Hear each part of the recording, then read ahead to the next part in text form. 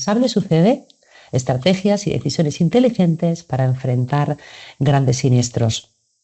Ese sería el título de los 3 foros. Y el foro primero, pues vamos a pensar en la prevención. La gerencia de riesgos es prevención en todo momento, pero una prevención inteligente, una prevención como una buena herramienta, como una estrategia ante riesgos que minimiza el impacto en grandes siniestros. Y este es el tema que vamos a abordar. No es nada fácil. Nuestros 3 ponentes han preparado con mucho cariño esta sesión y vamos a dar inicio. Le voy a ceder la palabra a nuestro compañero Alberto Romera para que sea él el que empiece la jornada. Y Alberto, te cedo la palabra con todo el gusto. Pues muchísimas gracias, Alicia, y muchísimas gracias a todos por estar ahí al otro lado de la pantalla. El propósito de hoy, lógicamente, es daros un punto de reflexión para ver que la gestión de riesgos que hemos llamado tradicional, por un lado, pues amerita mirar un poquito más lejos. Hay que poner las largas. Entonces, a mí me toca la parte en la que tengo que entonar el mea culpa como ejercicio de humildad para decir lo que hacemos desde los departamentos de ingeniería, que es una revisión en profundidad de las medidas de control del riesgo, pues está muy bien, pero es una foto fija en el tiempo que, lógicamente, la evolución hacia un posible siniestro y la gestión del mismo, pues lo mismo requería pensar un poquito más. De ahí viene un poco el título que veréis en el encabezado, ¿no? Que es gestión tradicional frente a gestión inteligente. ¿Quiere decir que lo que se hacía tradicionalmente no es inteligente o no es integral? Pues claro que no. Pero en la primera diapositiva de mi parte, pues podemos ver qué es lo que se hacía de forma tradicional. Esto estáis muy habituados todos vosotros. Se hace un informe de ingeniería con una persona que está pues muy cualificada en distintos aspectos de la gestión de riesgos y se ve un poco cómo podríamos evitar que algo sucediera, aunque hablamos de lo inevitable. Bueno, pues los siniestros suceden y gracias a eso existen las compañías de seguros, pero a nadie le apetece que haya un siniestro y menos en mi casa, ¿no? Entonces vamos a ver cómo se puede bajar la probabilidad de que exista y en caso de que exista, porque alguno va a existir, que los daños estén lo más acotados posibles. Los informes de ingeniería que conocéis perfectamente hablan de sectorización, es decir, cuando pase el incendio que tenemos en la cabeza, que no pase de aquí, que no se contagie a los demás sitios. Oye, que yo pueda actuar rápidamente, lo tengo que detectar de una forma automática. Si espero a que alguien pase por ahí, pues es complicado. Equipos de emergencia, una vez que lo he detectado, algo tendré que hacer, o manual o automáticos. Estáis habituados a esto.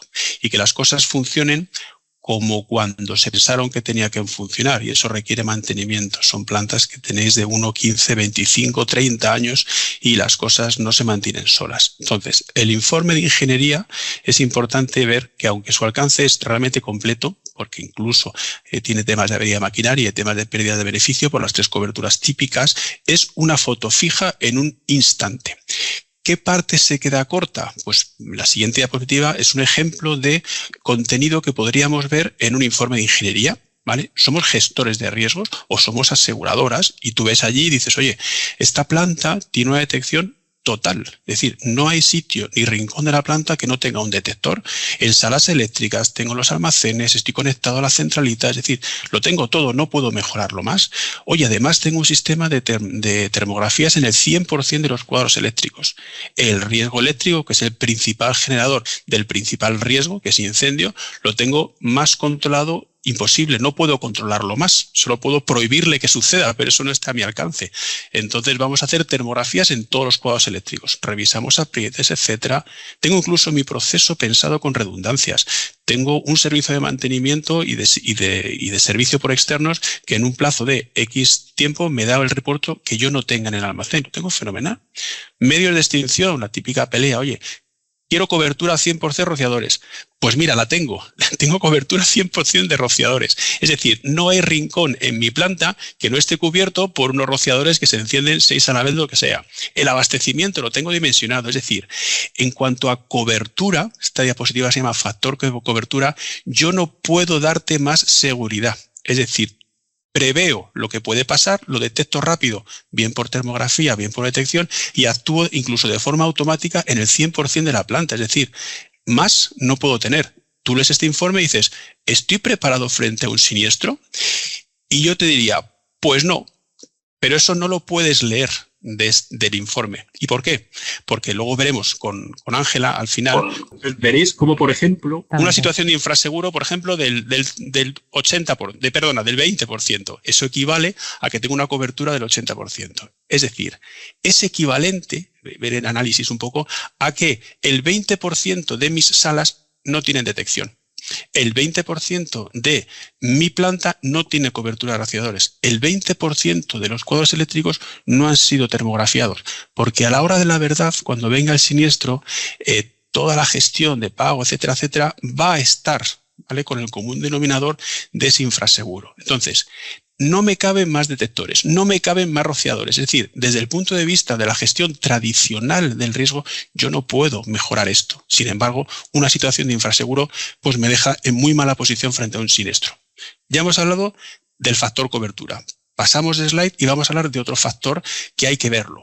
Hemos dicho que el informe de inspección es una foto fija en el tiempo en un momento dado, que se tiene que mantener y que, salvo cosas extrañas, si tengo una centralita funcionando, la voy a tener todo el año funcionando. Bien, pero de todo lo que contamos, cuando llega el momento del siniestro, ¿vale?, o siniestro que ya definiremos también, que es, oye, siniestro relevante, que es relevante para ti, que es para mí.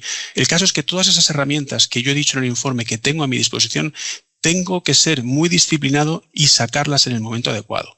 Antes del siniestro, pues tenemos lógicamente el informe de inspección, que es aquí metemos la gerencia de riesgos tradicional antes de que suceda y estamos evaluando el binomio severidad y la probabilidad de que me ocurra o no me ocurra. Lo elimino, lo transfiero, voy viendo las cosas, ¿no? Durante el siniestro tengo planes muy concretos, que lo veremos luego en otra diapositiva, entre los que está en el plan de contingencia. Me he quedado sin transformador. Oye, dale un botón y que se ponga en marcha el proceso para que aquí cuanto antes tenga un transformador. Pero luego hay otros después que son el plan de continuidad, etcétera, etcétera. ¿Cómo vas a manejar estas cartas? No está en el informe de inspección. El informe de inspección te dice que los tienes. Ahora, yo puedo contarte que los vas a utilizar en el momento adecuado, que están siendo entrenados, que los tienes totalmente actualizados, que estás familiarizado. Lo puedo contar, pero tienes que haber hecho ensayos y tienes que estar con una especie de procedimiento que ponga orden a todo esto. Es a lo que nos referimos con prevención inteligente. Ya hemos hablado del factor tiempo. Vamos a hablar de otro factor que también es importante en la siguiente diapositiva, que sería el factor escala. Vale, yo tengo un incendio en mi sala de cuadros y la sala de cuadros lo detecto, lo extingo, ¿vale? Pero he tenido se me han estropeado el 10% de los cuadros. Mira tú qué mala suerte que ese 10% me está parando la producción principal o una máquina que era cuello de botella. El siniestro ya no solamente se circunscribe a la sala eléctrica, ya me está afectando la producción. Mira tú por dónde que la producción es comprometida y no me da lo mismo no fabricar zapatos que no fabricar chaquetas, porque las chaquetas tienen un compromiso, una penalización, etcétera, etcétera, que me complica la vida. Y yo realmente en mi informe he dicho que estás cubierto con el 100% y que tienes redundancias. Bueno, ya se me complica. La sala eléctrica, el proceso, me influye en ventas. Si me influye en ventas y solo tengo una planta y no tengo pensado un plan B para producir esos jerseys que no produzco por el incendio de aquel cuadro, pues resulta que se me puede complicar a nivel ventas, a nivel accionistas, incluso a nivel reputacional. ¿Quién asegura la reputación? Entonces, todo este factor de escala tiene que estar pensado y tengo que tener un plan B inteligente pensado antemano, porque en el momento de crisis es momento de dar a botones y aplicar protocolos, no es de pensar qué hacemos. Ya hemos hablado del factor escala, hemos hablado del factor tiempo, pasamos a la siguiente diapositiva en el cual metemos en orden todo esto que os decía al principio. Hay que dar una respuesta coordinada y tengo que ser creíble que tengo las herramientas por un lado y que las sé usar. Ante un incendio, ¿qué tengo que hacer? Pues intentar limitar, por supuesto, las vidas humanas y luego realmente tengo que limitar los daños materiales. Lo tengo en el plan de emergencia, ¿vale? Oye, pero se me ha estropeado el transformador. Oye, ¿me lo traen cuándo? Mañana. Pues no pasa nada, vale, no tengo impacto en el negocio. Mi plan de contingencia dice que cuando le doy a este botón, llamo a esta persona, tiro de este contrato, tengo un transformador. Pero ¿y si el tiempo de reposición es alto?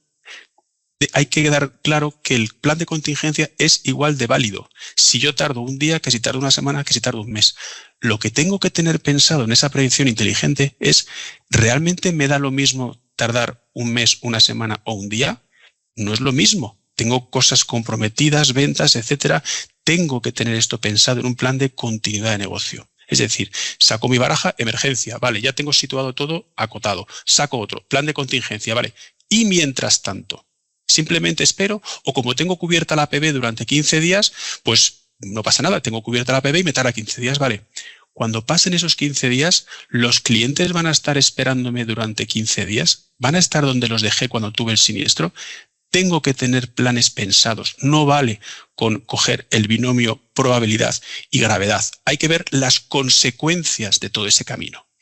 Y ya pasamos a prácticamente la última diapositiva que tenemos, y es que cuando una aseguradora visita nuestras plantas, es de alguna forma como cuando todos criticamos a un equipo de fútbol o a la selección. Criticamos la delantera, la media, la defensa, pero es que realmente lo que necesitamos es que nuestro equipo juegue de forma robusta. Es decir, que no tenga unos delanteros estupendos, porque poco me valen los delanteros si los medios no se lo pasan. Y si realmente no hago más que encajar goles porque mi defensa pues vale para poco, pues la verdad que todo lo que tenga en la delantera y en la media le estoy restando el valor. ¿Qué tengo que ver? Que mi equipo es, digamos, equilibrado, lineal, es decir, que tiene de alguna forma esa robustez que se le pide. Os pongo un ejemplo y termino ya mi parte, que es, tengo una parcela que la quiero vallar y la puedo vallar de muchas maneras y contra muchos enemigos. Lo puedo vallar de forma completa con una alambrera, la típica de simple torsión, la alambrada de toda la vida. Le doy una vuelta y fenomenal. Ahí no pueden entrar ni gatos ni perros, pero un coche me la puede tumbar. Y dices, vale, estoy de acuerdo. Te pongo la misma parcela y la voy a hacer de otra manera. Pongo un muro de ladrillo o incluso un muro de hormigón en 3/4 partes del perímetro y tengo una cuarta parte que realmente no tengo nada. Y dices, oye, es que tengo un muro de hormigón. Y yo te digo, ya, pero es que se te pueden colar los gatos y te pueden colar incluso los perros. Y antes no.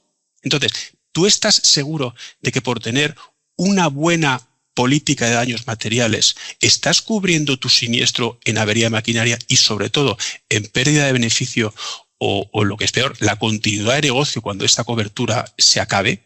Es lo que os quiero decir, que hay que ver todo de forma conjunta. Si yo apuesto por mi equipo, apuesto porque sé que no tengo agujeros de vallado o no tengo una defensa que cuando llegue el balón va a ser gol seguro, o tengo un portero pues que deja mucho que desear. Hay que ver las 3 coberturas de forma coordinada. Y por encima de las coberturas tienes que tener para qué las quieres, para responder de forma eficiente, con el factor tiempo por delante, ante un siniestro. Y mientras respondes, que no se te caiga el chiringuito, es decir, que tengas pensado un plan B. Con lo cual, coberturas de forma integral, momento de actuación durante el siniestro, ¿vale? Ante mismas coberturas y mismos sprinklers, rociadores, detectores, ante una misma gestión integral, marca la diferencia cómo uso esas herramientas y qué hago mientras esas herramientas dan el fruto que tienen que dar. Por eso, la gestión tradicional de qué tienes y cómo controlas el riesgo se queda corta sin tener un poco el 360. Esta es la parte que quería transmitiros. Y luego mis compañeras, que doy paso a Nelia, pues os van a decir cómo robustecer este sistema donde el sistema tradicional se queda corto. Con lo cual vamos ganando en inteligencia en cuanto a complejidad y grado de sofisticación de mi gestión de riesgos. Fantástico, Alberto. Además, te agradezco mucho que te hayas ceñido al tiempo. Es maravilloso y la forma de explicarlo muy, muy sencilla, muy cercana. Como decías, Nelia Argaz es la siguiente compañera también del equipo de Mars. Ella se va a encargar de hablarnos de las estrategias de continuidad y resiliencia organizacional. Vuelvo a la presentación para que, Nelia, puedas dar inicio a tu presentación. Perfecto, muchísimas gracias Alicia, muchísimas gracias Alberto. Como siempre ha sido súper clarificadora y basado en un montón de ejemplos reales y experiencias reales que has estado viviendo. Así que quería comenzar con qué es un sistema de gestión de continuidad de negocio.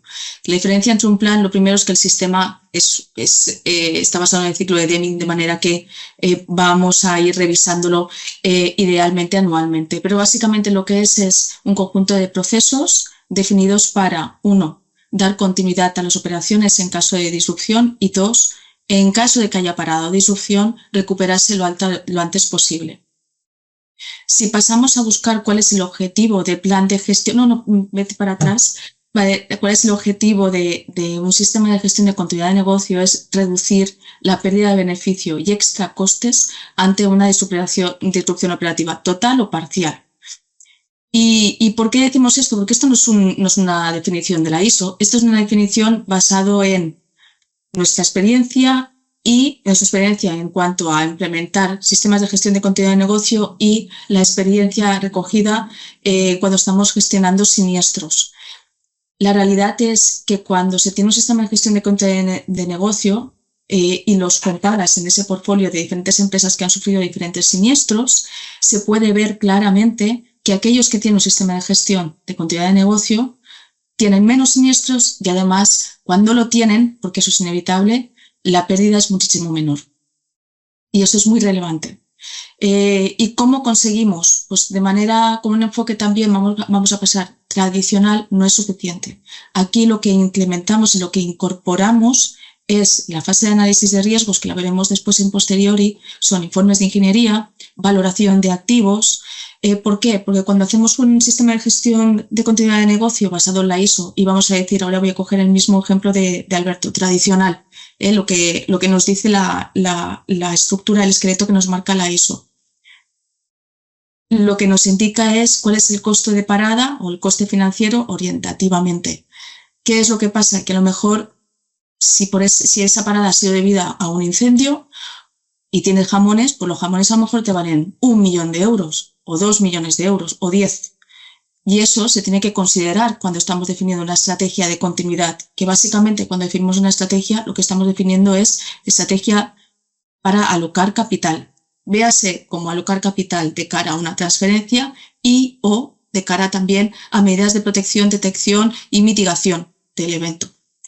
Dicho esto, si pasamos a la siguiente fase, ahora sí, Alicia, discúlpame, que si no digo, sábemelo muy rápido. Vamos, ¿cuáles las fases que están definidas para hacer un sistema de gestión de continuidad de negocio? Lo primero de todo, y porque la realidad es que nadie tiene una bola de cristal, ojalá lo tuviéramos, es analizar el negocio mediante un análisis de impacto en el negocio, que comenzaréis seguro que os suenan palabras como RTO, RPO, MTPD, es decir, cuáles son los límites de tiempo en los que nuestra organización puede estar parada. ¿Cuál es el objetivo de esto? Identificar, primero, cuáles son las actividades críticas, que eso ya lo sabéis vosotros, dicho sea de paso, pero sobre todo, cuáles son los entresijos y cuellos de botella entre proveedores, tecnología, sites, personas, ¿vale? Más a bajo nivel. Una vez tenemos clara la radiografía de toda la organización, ya pasamos a hacer análisis de riesgos, donde incorporamos, aquí sí, la valoración de activos idealmente y los informes de ingeniería. Los que tengáis, si no los tenéis, tenemos un equipo maravilloso que lidera Alberto y para valoración de activos que lidera Ángela, que los podrá hacer perfectamente. Pero si los tenéis, incorporémoslos al análisis.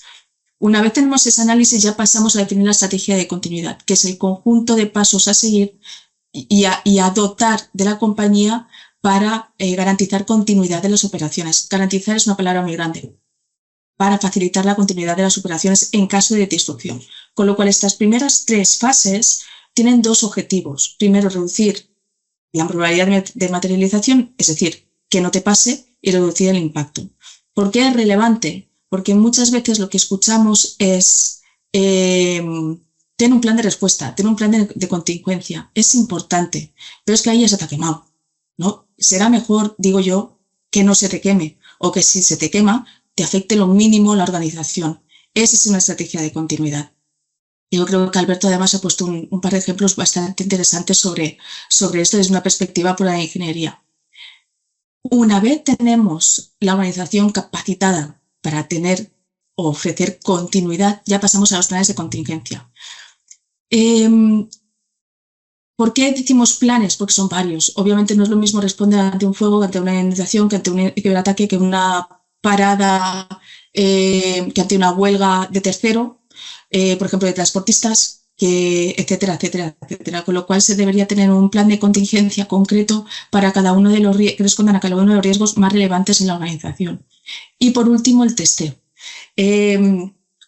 también Alberto lo ha comentado, una vez tenemos una crisis, nadie está para leer, con lo cual es muy importante testear.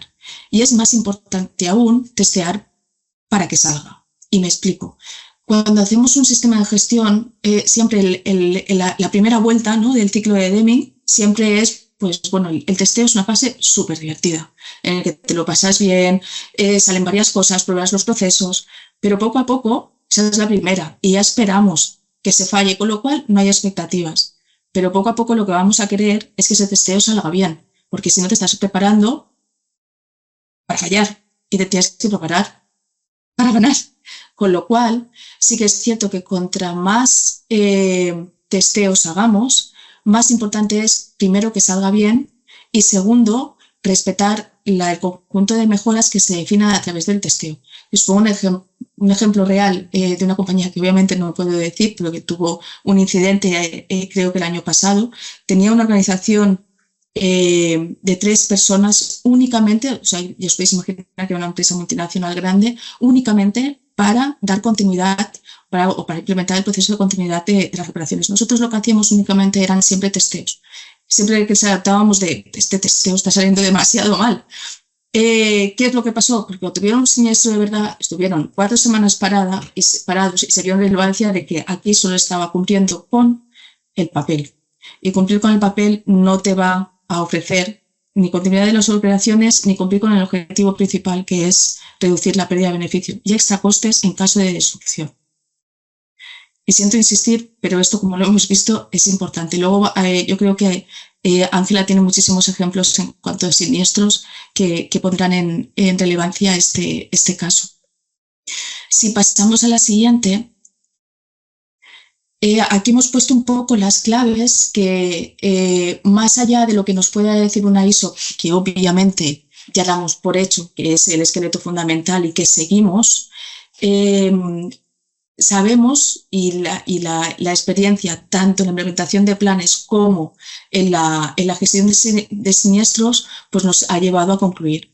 Entonces, la primera es huir, esto es muy lógico, huir de los sistemas puramente teóricos. Y con sistemas puramente teóricos me refiero a un tema de lo hago por cumplimiento, porque me lo pide el seguro, que por cierto el seguro lo pide por algo, lo pide porque ese portfolio de empresas también lo tiene el seguro, pero me lo pide el seguro o me lo pide un cliente que tengo que tener la ISO. Bueno, pues si el objetivo únicamente es poder tener la ISO, pero no quieres implementar ningún sistema, bueno, pues eso te va a servir, que es un conjunto de plantillas que se pueden encontrar prácticamente en cualquier sitio. Si no, tiene que ser algo muy práctico.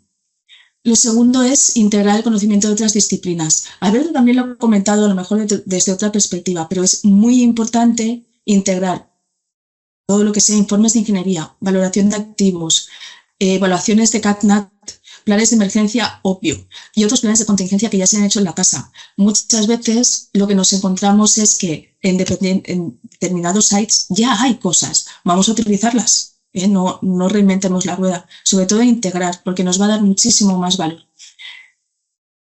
Otro punto, que este a lo mejor es un poco más novedoso, sobre todo en términos de análisis de riesgos de continuidad, es los típicos análisis de riesgos que únicamente ofrecen un mapa de calor. Hoy en día creo que estamos en condiciones de poder exigir a cualquier consultor que venga a ayudarnos a implementar este sistema que el análisis de riesgo lo base en datos y en técnicas o tecnología financiera.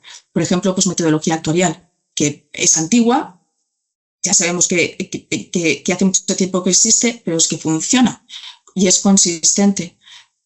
Y sobre todo datos semestrales, datos reales. Eso nos va a ayudar mucho a poder determinar cuál es el riesgo financiero que tenemos en la organización y actuar no únicamente para transferirlo, sino también para identificar cuáles son la estrategia de mitigación o estrategia de continuidad. Y luego, por último, practique. Aquí creo que coincidimos tanto Alberto como yo, como todos, que en una situación de crisis nadie está para leer, con lo cual practicar es lo más importante. Os diría que antes de ampliar el alcance de un sistema de gestión, practiquemos si los recursos son limitados.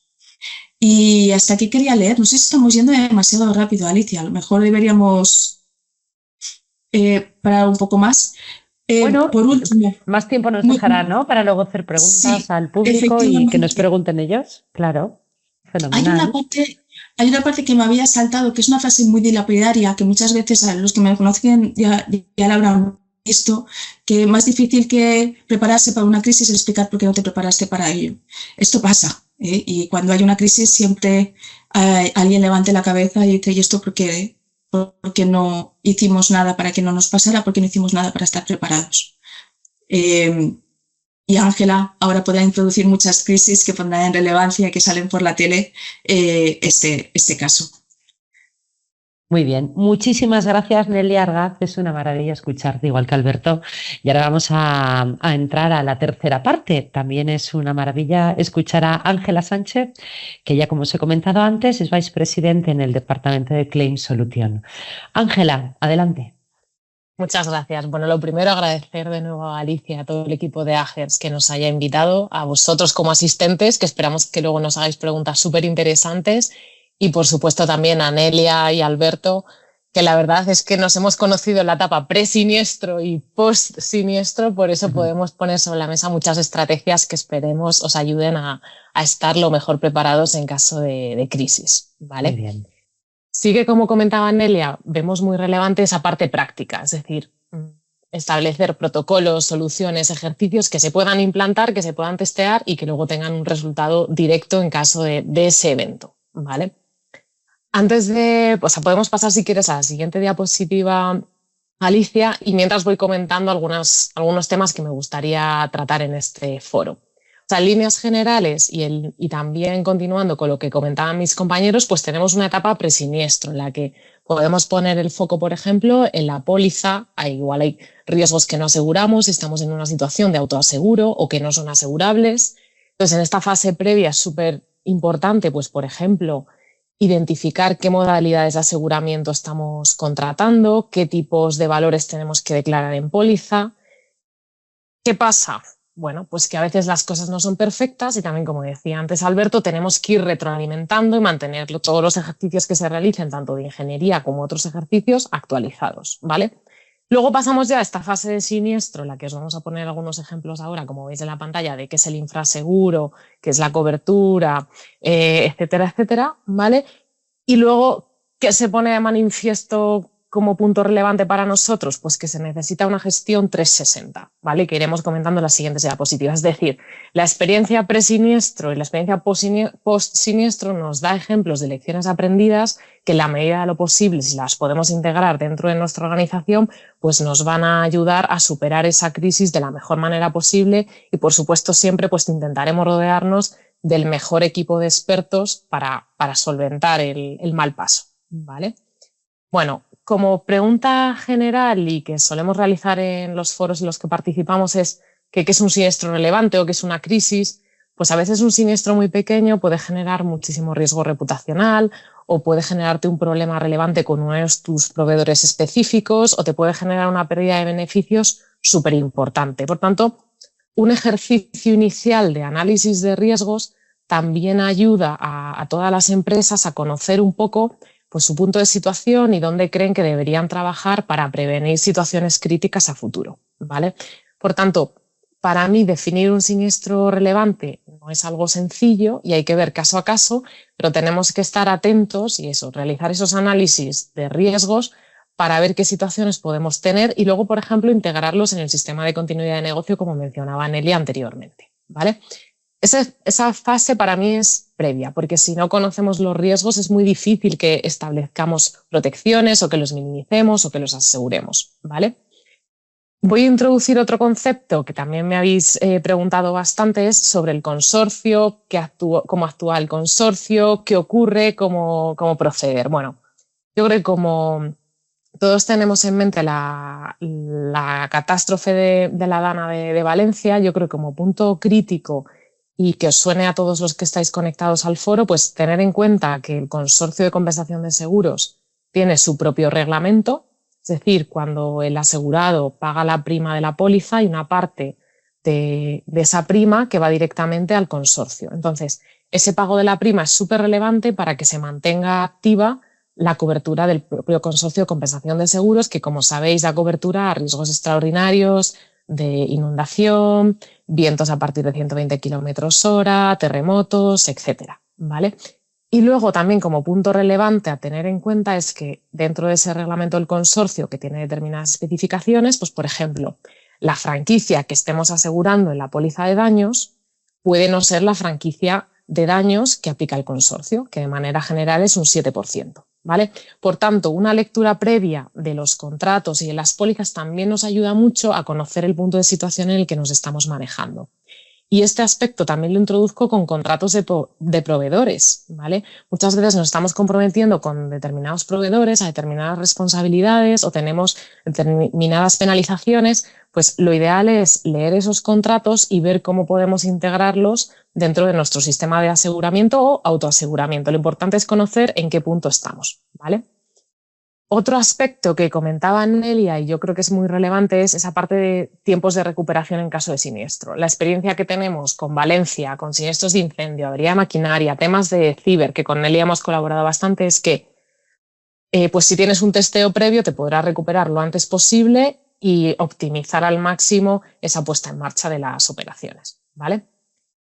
Introduciendo la slide que se está viendo en pantalla y también como cuestión general que nos suelen preguntar, y luego hablaré de algunos casos prácticos, nos preguntan muchas veces qué es el infraseguro, si se podría haber evitado, qué podríamos haber hecho antes de que ocurra el siniestro, ¿vale?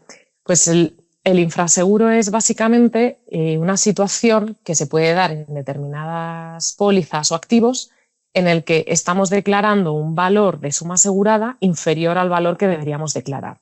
Por ejemplo, en la primera línea que aparece en pantalla, en la que hablamos de un contenido que tiene un infraseguro del 70% y una cobertura del 30%, significa, en un ejemplo que nos estamos ahora mismo inventando, que hemos declarado una suma asegurada para el edificio de 3 millones de euros, 3 millones de euros frente a 10 millones de euros que deberíamos asegurar, ¿vale?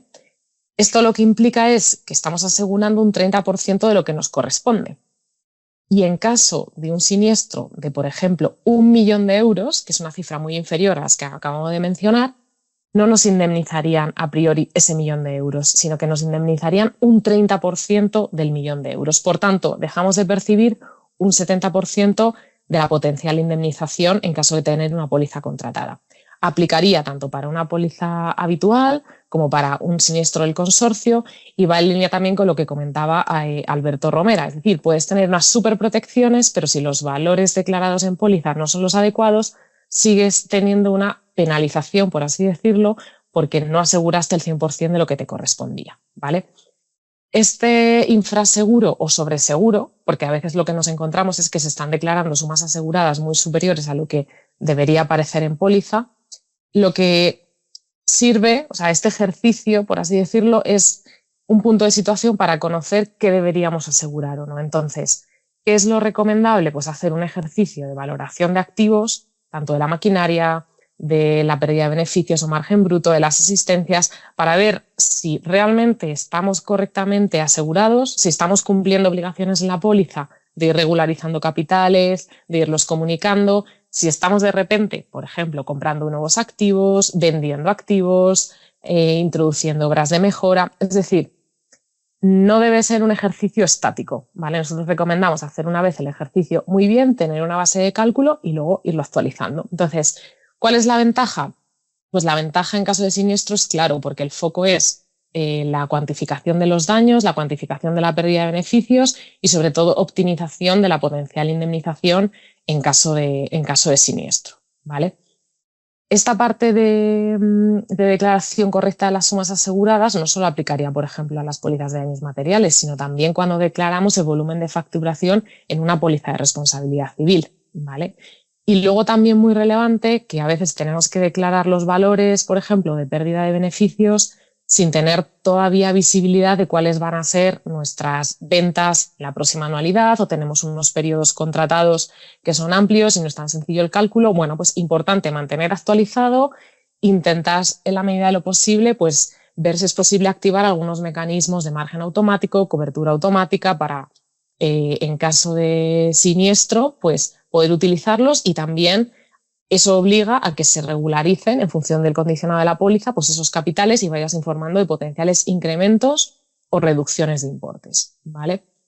Casos prácticos que nos solemos encontrar en caso de siniestro, pues por ejemplo, que los valores asegurados estén utilizando los valores contables, a veces nos están incluyendo bienes de terceros que tendrían que estar incluidos en póliza, y eso impacta también en el cálculo de las sumas aseguradas y potenciales infraseguros. Por ejemplo, muy relevante es que cuando se hace un informe de ingeniería y se calcula el límite o el potencial siniestro máximo, el PML, se están utilizando unos valores de base que aparecen en póliza como sumas aseguradas, pero si esos valores no están correctamente asegurados, igual estamos contratando un límite en póliza insuficiente o excesivo. Por tanto, ese ejercicio de pérdida de beneficios también tiene impacto a nivel prima de seguros, límites o capacidad que tengamos nosotros de asumir un siniestro que exceda el límite contratado en la propia póliza, ¿vale? Otros ejemplos bastante sencillos, pues por ejemplo, los tiempos de afectación de pérdida de beneficios. Muchas veces no es sencillo determinar el tiempo posible en caso de siniestro, entonces, en la medida de lo posible, se tienden a declarar periodos de indemnización lo más amplios que se puedan contemplar, ¿vale? O que permita la póliza o que permita, por así decirlo, el mercado o el propio asegurado, que diga, mira, pues yo a partir de 12 meses soy mi propio asegurador, ¿vale? Pero sí que es importante que en esos ejercicios de testeo seamos conscientes de que igual 6 meses de pérdida de beneficios, 12 meses, 18, 24 no son suficientes, porque a veces tenemos activos muy complejos, necesitamos máquinas que vienen del extranjero, hay que hacer estudios de ingeniería, hacer demolición, etcétera, etcétera. Hay muchos procesos a tener en cuenta, no solo que recibamos una máquina, ¿vale? Entonces, eso sí que también os llamamos la atención para que dentro de lo posible lo tengáis en cuenta cuando estamos en esta etapa presiniestro para optimizar al máximo la posición en el caso del evento, ¿vale? Si pasamos a la siguiente diapositiva, simplemente lo que queríamos recalcar aquí es que yo creo que es importante, pues, por ejemplo, participar en sesiones como esta, una formación activa, contar con un equipo especializado que te pueda dar soporte en la etapa presiniestro y en la etapa post-siniestro. Si hay dudas, preguntarlas, apoyarte en expertos del sector. Y luego, pues a veces las cosas no son blancas o negras. Por tanto, esas lecciones aprendidas que se van interiorizando cuando tienes un siniestro, casos prácticos, pues hay que ponerlas sobre la mesa para gestionar la crisis, ¿vale? Y luego, para ir acabando con mi parte, si pasamos a la siguiente diapositiva, también continuando con lo que decía Nelia y también Alberto, o sea, nuestra visión es clara. O sea, somos partidarios de hacer una gestión 360 de los riesgos y de integrar visión presiniestro y postsiniestro y que sea, por así decirlo, una retroalimentación preventiva de la gestión del riesgo, ¿vale? Entonces, el riesgo cero no existe, pero sí que es importante intentar gestionarlo de la mejor manera posible. Entonces, tener unas bases firmes de cálculo para los valores que se declaran en póliza. Pues como decíamos antes, tiene también impacto en los límites que se están contratando a nivel suma asegurada. El control de los riesgos, el visitar las instalaciones en detalle, testear los equipos que están instalados en las instalaciones, dar formación a los equipos, ¿vale? Enseñarles a cómo gestionar un siniestro, cómo protegerse de los eventos, ¿vale? Pues súper importante. A la parte derecha de la diapositiva, por ejemplo, decimos priorización de la inversión, procedimientos, elemento humano. Pues el elemento humano siempre va a estar aquí y es súper importante para gestionar la crisis, pero también para minimizar un evento o incluso lo podría llegar a generar. Entonces, esta parte formativa de acciones previas, pues ojalá la tengamos todos súper presente para que si hay un evento salgamos lo mejor posibles, incluso reforzados, ¿vale? Otro aspecto muy relevante que ponemos en la parte inferior de la derecha, cuando se realiza una obra nueva, estamos haciendo una inversión, tal, pues se le puede dar una vuelta a ver si esa inversión, desde un punto de vista de medidas de protección, en base a las lecciones aprendidas, pues si podemos implementar determinadas mejoras que nos ayuden a una mejor protección, a conseguir un mejor aseguramiento a futuro y que en caso de siniestro pues se quede lo más contenido posible, ¿vale? Y luego, por ejemplo, también realizar estudios de optimización del riesgo, análisis de primas, análisis de límites de indemnización, siniestros máximos probables, etcétera, pues también nos puede ayudar a qué límite compramos, porque a veces no es una cuestión sencilla. ¿Qué límite de responsabilidad civil compramos? ¿Qué límite de daños materiales y pérdida de beneficios compramos? ¿Lo hacemos por siniestro? ¿Lo hacemos por anualidad? Y eso también tiene mucha relevancia, por ejemplo, en lo que comentaba antes Nelia de estudios de CatNat, pues bueno, en hacer una modelización de riesgos catastróficos y no solo de incendio y decir, bueno, pues si yo tuviera un evento catastrófico que me abarcase a diversos activos, ¿cuál sería mi peor situación posible? ¿Vale? Y todos estos ejercicios, por supuesto, pues la recomendación en lo posible es implantarlos antes de que tengamos un evento. Y si pasamos a la siguiente diapositiva, yo creo un poco para luego iniciar las preguntas, sabemos que no es fácil quizás resumir todo lo que hablamos en una única diapositiva, pero sí que como una imagen lo más clara posible nos gustaría que os quedarais con que importantísimo tener en cuenta ejemplos prácticos, poder anticiparnos a que haya un siniestro, poder evaluar los riesgos, cómo impactan esas sumas aseguradas en determinados ámbitos y en la recuperación en caso de siniestro, cómo los informes de ingeniería nos van a dar soporte a minimizar el impacto en caso de un evento y cómo integrar todos estos aspectos dentro del sistema de gestión de continuidad de negocio y, por supuesto, con el mejor equipo posible de expertos que nos dé soporte, pues nos va a ayudar a esa gerencia de riesgos y a esa formación que es lo que buscamos, y esperemos que os esté gustando la presentación y os podamos trasladar en este foro. Pues Alicia, yo por mi parte, si quieres, pasamos a las preguntas. Muy bien, fantástico. Pues yo creo que ya podemos dejar de compartir y pasar a las preguntas. Como tú bien dices, compañeros, asistentes, si queréis abrir las cámaras y abrir los micros, es el momento de aprovechar que tenemos estos grandes expertos que han vivido tantos siniestros, que se han llenado de barro hasta arriba y que han estado, pues bueno, ayudando a sus clientes, ¿verdad?, a superar situaciones pues muy complicadas en estos siniestros tan grandes. Este foro, yo lo decía al principio, lo que pretendemos es identificar, ¿verdad?, de una manera inteligente, pues bueno, esas medidas que tenemos que tener en cuenta a la hora de contratar una póliza.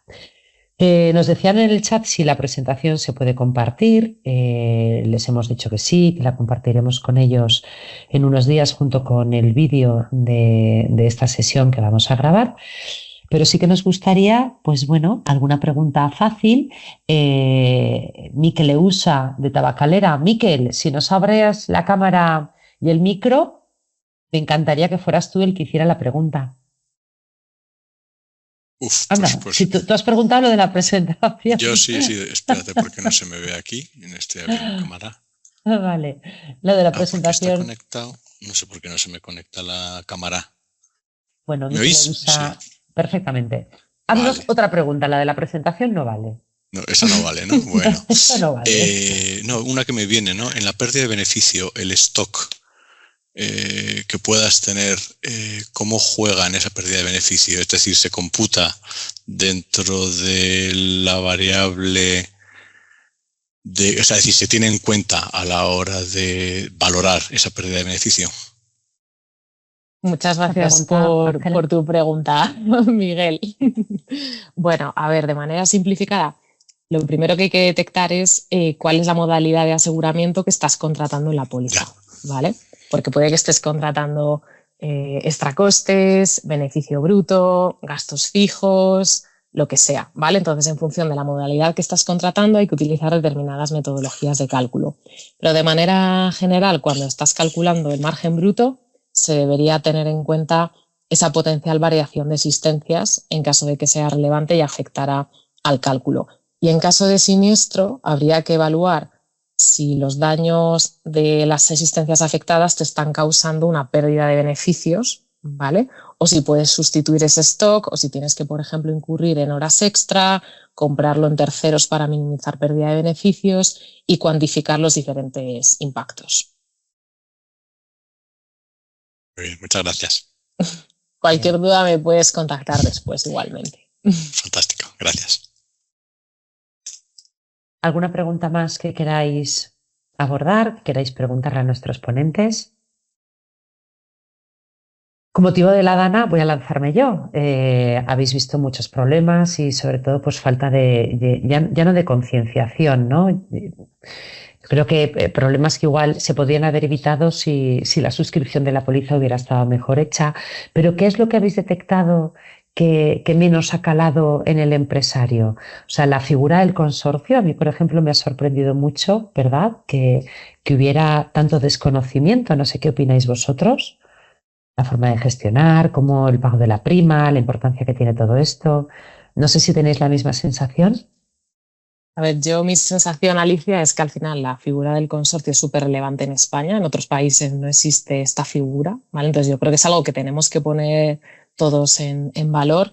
Y bueno, la peculiaridad del evento de Valencia, pues es que se trata de un tema especial cuando tenemos más de 200.000 reclamaciones sobre la mesa. El consorcio inicialmente hacía una estimación de más de 3.500 millones de potenciales pérdidas. Yo creo que más o menos han pagado ya más de 1.900 millones, datos actualizados a la semana pasada. Entonces, ante un siniestro de esta magnitud, pues yo creo que es difícil estar preparados, ¿vale? Entonces yo creo que una de las cosas que quizás han llamado más la atención a los afectados, ¿vale? Por lo menos en la parte que yo he conocido personalmente, ¿vale?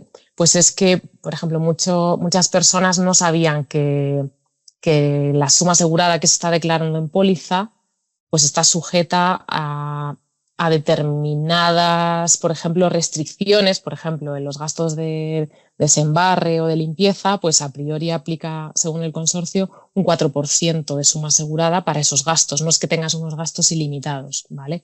Y luego también pues les llamaba mucho la atención que, o sea, mucha gente pensaba que el consorcio era como una aseguradora adicional, ¿vale? Y es lo que decíamos antes durante la sesión, cuando el asegurado paga la prima de la póliza a la aseguradora, pues una parte de esa prima, una parte de ese importe va al consorcio y directamente se están activando las coberturas del consorcio.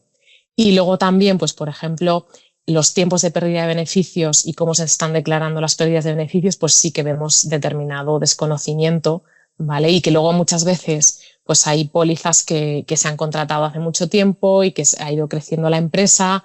Y bueno, vemos muy interesante pues estas formaciones para ayudar a todo el mundo a gestionar los riesgos de la mejor manera posible. Muy bien, muchísimas gracias. Veo conectados a gerentes de riesgos que tuvieron que trasladarse a Valencia con motivo de la Dana. Yo no sé si nos quieren contar alguna anécdota o alguna de las situaciones que vivieron. Veo también a gente de prevención, de ingeniería.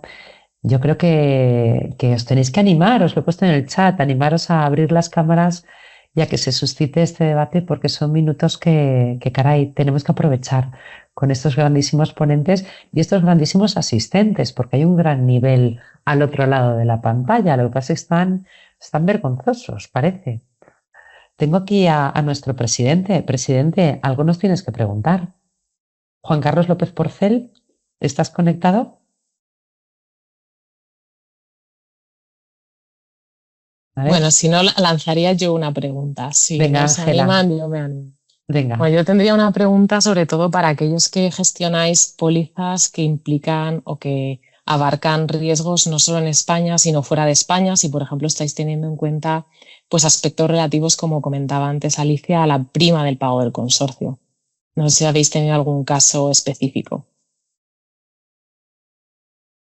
¿Con programas internacionales te refieres? Sí, por ejemplo. Podéis utilizar el chat si tenéis dificultad para abrir el micro. No me funciona el micro, estoy muteado, me dice Juan Carlos. Voy a ver si desde la parte técnica pueden liberar. Yo no sé si, yo creo, por lo que las instrucciones que tengo, es que directamente os podéis desmutear vosotros. Pero sigue con lo que estabas comentando, Ángela, si quieres, y mientras voy intentando arreglar el problema técnico. Vale, genial. Pues bueno, un poco el matiz que quería introducir con esta cuestión sobre los programas de seguros de pólizas internacionales, programas internacionales, es que, por ejemplo, incluso puede ser relevante para un tema de responsabilidad civil. Cuando tenemos productos que están viajando, se están vendiendo en determinados países, por ello es súper importante esa gestión presiniestro, leer los contratos, obligaciones con terceros, ir de la mano de un experto que conozca las diferentes legislaciones en las que podemos tener que trabajar, ¿vale?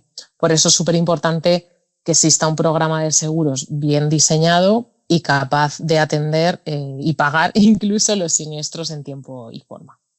Perfecto, muy bien. Me dice la parte técnica, mis compañeros de control, que simplemente tenéis que activar la cámara y el micro y lo tenéis que hacer vosotros directamente. Si veis que no funciona, decírmelo o utilizamos el chat, que siempre es un recurso que funciona perfectamente. Muy bien. Alberto, ¿alguna cuestión que quieras trasladar a tus compañeras? ¿Onelia? La verdad es que insistir en la importancia de que las cosas estén bien pensadas, porque una misma foto que tú puedes tener, el ejemplo que poníamos, yo puedo dar la misma foto de 3 empresas que salen exactamente igual, pero la agilidad y haberse puesto antes a practicar, como decía Nelia, pues la diferencia en la respuesta y luego, por supuesto, en la gestión de la indemnización y lo que el cliente también colabora, porque esto en caso de siniestro, la experiencia de Ángela, lógicamente, que aquí todos tienen que correr, el cliente también. Entonces, un cliente preparado y entrenado para correr, pues no es lo mismo que un cliente que esté diciendo, pero bueno, ¿qué ha pasado? ¿Por dónde me ha venido? Pero si esto como si yo creía que lo tenía pensado, es decir, misma foto, mismas protecciones, tenéis que ensayar. Tiene que tener las cosas ensayadas y sobre una base que sea fidedigna, me refiero a los números. Si realmente aquí de lo que se trata es de que en caso de indemnización, la indemnización me resuelva el problema o potencial problema que pueda tener o la cadena de problemas que vengan detrás, no puedo hacer un ejercicio sacando muchos decimales a un número que me he estimado de un 5% del año pasado, más o menos de diferencia. No puedo generar un valor y una fiabilidad a partir de un número que estimado que es totalmente clave. Es decir, ya veis que influye en todas las coberturas que podáis tener. Entonces, sí os animo a que parar el cronómetro, decir, oye, ¿qué estamos asegurando? Leer las pólizas, como decía Ángela, tenemos algo ensayado, nos hemos puesto y si pasara, como decía Nelia, merece la pena. Antes incluso, antes de poneros y liaros a meter bocas de incendio, bombas, parar. O sea, ¿qué estáis asegurando? Y si estamos preparados ante lo peor, que es el siniestro. No nos preparamos para salir guapos en el informe de ingeniería, nos preparamos para el siniestro. Y eso es obligatorio, pasar por cuánto estamos asegurando, qué estamos asegurando, tenemos la póliza que necesitamos y luego en caso de agilidad porque lo tenemos ensayado. Para mí es darle vueltas a la misma idea, pero de verdad que es importante. Muy bien.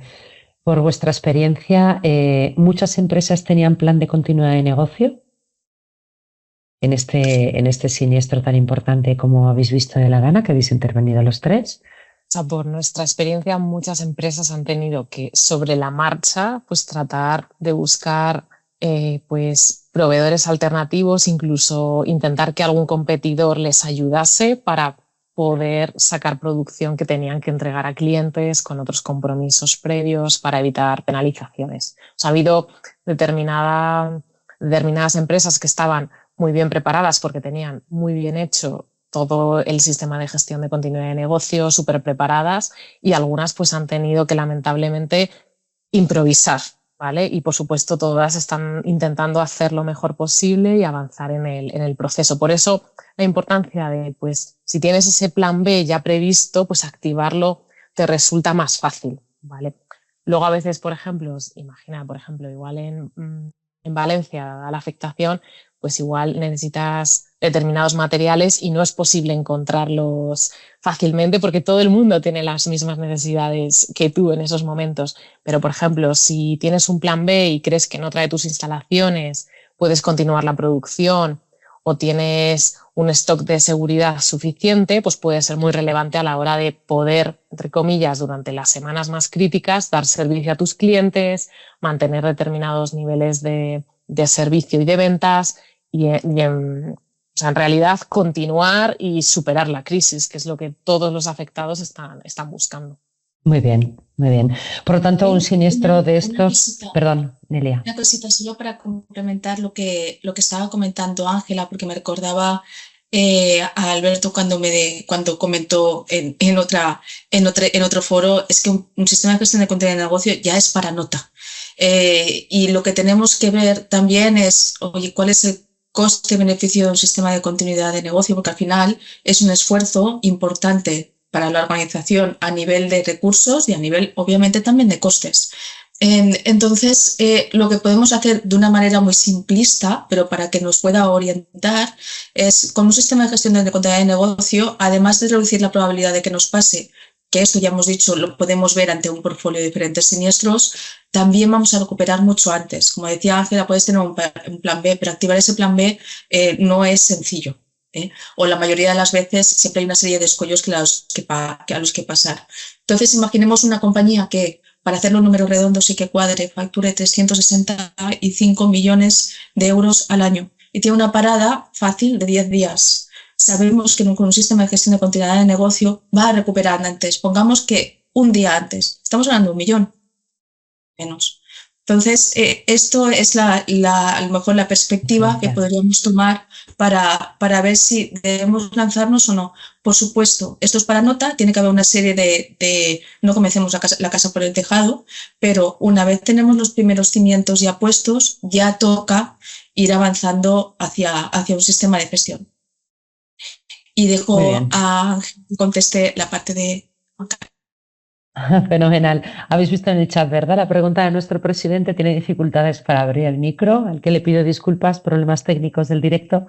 Y él nos pregunta, primero de todo, da la enhorabuena por el foro a los ponentes y nos pregunta, ¿está el mercado preparado para admitir la derogación de mutuo acuerdo de la regla proporcional en sumas elevadas? Pues a ver, en elevadas de capitales pólizas, asegurados. Sí, en algunas pólizas sí que existen derogaciones de regla proporcional y muchas veces, por ejemplo, están sujetas a que el asegurado pues mantenga las cifras declaradas en póliza perfectamente actualizadas o que realice una valoración cada 2 años, que regularice. Entonces, yo sí que estoy viendo algunas pólizas en las que encuentro derogaciones de la regla proporcional.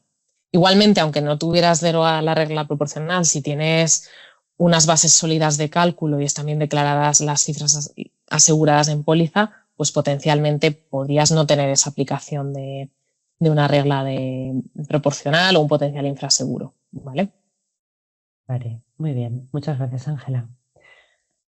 No sé si vosotros os quedáis con las ganas de cerrar con alguna idea o alguna conclusión. Veo que el chat no está muy activo y nuestros asistentes, ya no sé si por dificultad con los micros o porque te da las gracias Juan Carlos, o porque no hay más preguntas. La verdad es que la exposición ha sido tremendamente clara y sobre todo concisa. Alberto, Nelia, Ángela, ¿queréis lanzar un último mensaje antes de dar el cierre y decir adiós? Esto no estaba previsto. Yo me lanzo. Venga, yo creo que como cierre, yo creo que se pueden hacer muchas cosas antes de que ocurra un siniestro. Súper importante tener en cuenta todas las herramientas que ofrecen los expertos del mercado asegurador, de ingeniería, de todo tipo de expertos. Y nada, que cualquier cosa la que os podemos ayudar, alguna consulta, pues por supuesto seguro que podemos hablar y buscar alguna solución que os ayude a gestionar esa potencial crisis que en algún momento es posible que llegue. Así es. Muy bien.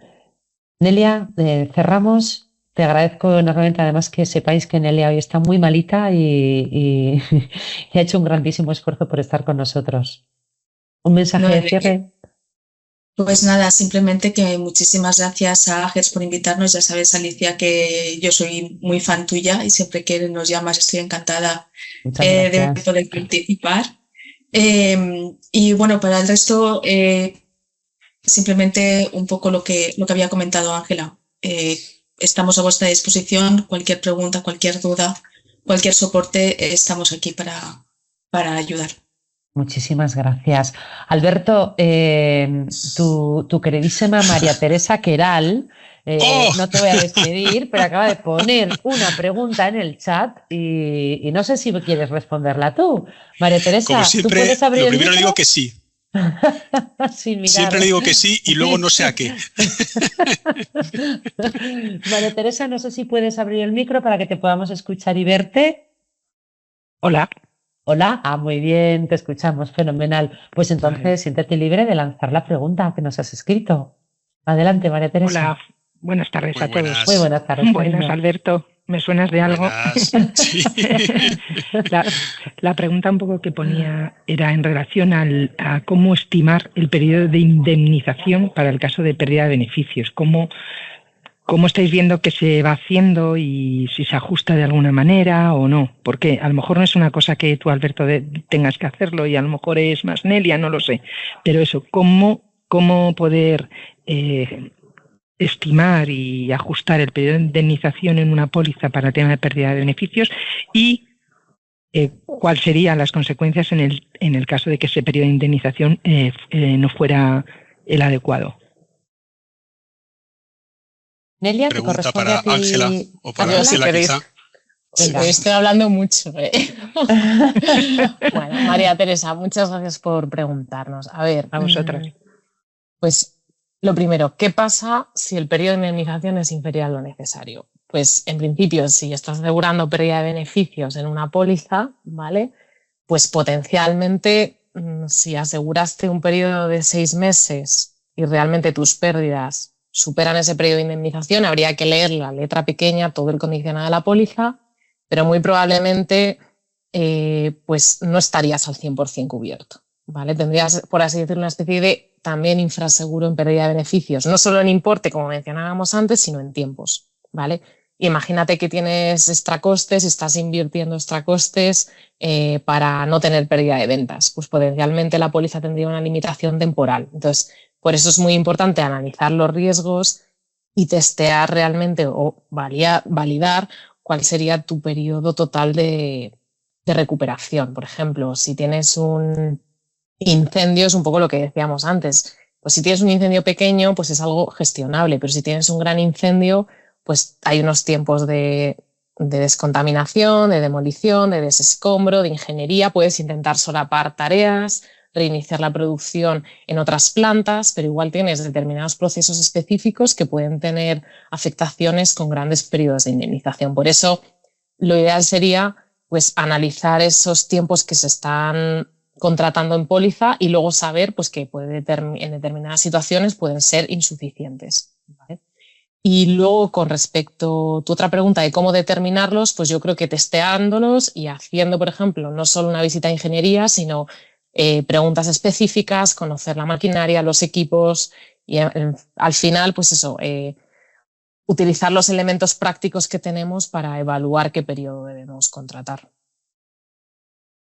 Muy bien, nuestro presidente nos quiere hacer una última pregunta, como todavía tenemos unos minutitos, quiero aprovechar este momento. Él dice que guarda relación con la anterior pregunta de nuestra amiga Maite. Dice, en una cantidad tan complicada de estimar, la tolerancia, ¿qué tolerancia tiene el mercado en sus cláusulas para la cifra declarada de pérdida de beneficios? Vale, pues por ejemplo, existen algunas cláusulas de margen automático, de cobertura automática, que se contratan en la póliza y que se gestionan o se negocian junto con el resto de cláusulas de la propia póliza y a veces te permiten pues, una posibilidad de un 10%, un 15%, un 20% en función de los riesgos y el tipo de programa que tengas y el tipo de sector, ¿vale? Eso sí, importante pues que puedas determinar si incluso ese 10% que acabo de poner de ejemplo sería suficiente en caso de un gran evento, ¿vale? Y posiblemente la propia póliza pues te indicase pues, que tienes luego que regularizar capitales o comunicar a la aseguradora pues, los valores actualizados, ¿vale? Pero sí que existen cláusulas en el mercado y se suelen aplicar. Muy bien, Ángela. Para complementar a Ángela otra vez, que voy detrás tuyo, Ángela, todo el rato, Cuando estamos hablando de los tiempos de recuperación, sí que es cierto que cuando se hace un primer análisis vas a tener los tiempos de recuperación actuales. Cuando acabas haciendo la estrategia de continuidad, determinas cuáles son los tiempos de recuperación mínimos necesarios para poder seguir operando. Allí es donde podríamos complementar con cuál es el tiempo requerido para la pérdida de beneficios. Pero ya os digo que es por eso Ángela comentaba, es un proceso largo y es largo porque se requiere un análisis inicial, que otra vez es necesario que esté integrado. Muy bien, muchísimas gracias. Veo que ya no hay más preguntas en el chat, no hay manos levantadas. Vamos Yo a tengo ver. una pregunta. Una pregunta, Raquel Caballero de Mango, ¿cómo me alegra verte? Hola Raquel. Hola. Cuando estabas hablando de las cláusulas de cobertura automática que hay para pérdida de beneficios, esta solo aplica al importe, pero podríamos, o sea, visto, o las que yo he visto ya al menos, ¿podríamos aplicarlas también al tiempo para el periodo de indemnización? Yo en los casos en las que las he visto también son referentes al importe, También no a también los tiempos. Exacto. Al importe, no a los tiempos, no a los Entonces, ahí es tiempos. donde tenemos que apretar, ¿no? Que también podría ser interesante conseguirlo por tiempo. No sé si es posible o no, pero sí, quizás sería interesante, porque al final se traduce en importe. Exacto. Me preocupaba mucho más el tiempo que no el importe a la hora de gestionar el siniestro. Muy interesante, Raquel, la verdad, la cuestión. Muy bien. Muy bien, muchísimas gracias. No voy a cerrar, ¿eh? Yo estoy intentando cerrar hace un rato, pero no voy a cerrar. Seguro que hay alguna pregunta más. ¿Lai? ¿No? Bueno, sabéis que la sesión ha quedado grabada. En esta sesión lo que pretendíamos era hablar de una prevención inteligente. Con nuestros expertos hemos querido ver pues, cómo una buena estrategia ante los riesgos nos ayuda a minimizar el impacto de los grandes siniestros. Muchas gracias, Alberto Romera, muchísimas gracias a Nelia Argaz y muchísimas gracias también a Ángela Sánchez por haber preparado conmigo con tantas ganas esta sesión y por haber sido pues, bueno, tan generosos a la hora de compartir vuestro conocimiento y experiencia con todos nuestros asistentes. Gracias también a los compañeros que al otro lado de la pantalla nos han seguido, nos dan las gracias en el chat y nada más, nos dan unos aplausos por ahí, Laura Font, que os agradecemos un montón.